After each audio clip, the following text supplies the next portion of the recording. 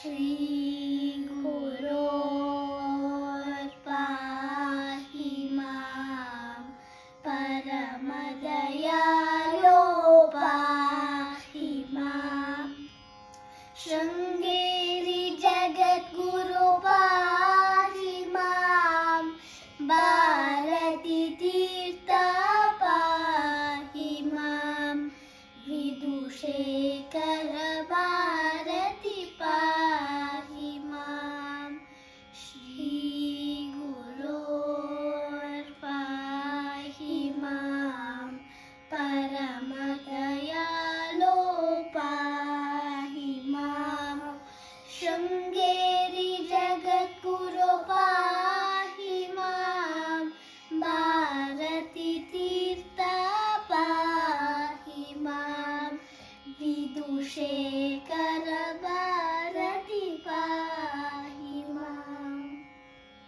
Hi everyone, I'm Srividya. I'm Gayatri. We are going to recite Saundarya Hari Shloka and we are going to start with Dhyan Shlokam.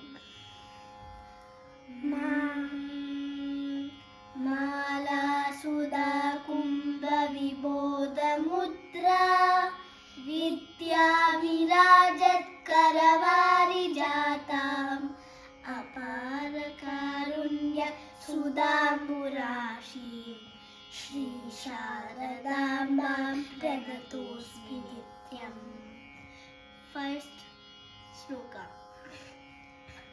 शिवशक्त्या युक्तो यदि भवति शक्तः प्रभवितुं न चेदेवं देवो न खलु कुशलस्पन्दितुमपि अतस्त्वामाराध्य हरिहरविरिञ्चादिभिरपि प्रणन्तुं स्तोतुं वा कथमकृतपुण्यः प्रभवति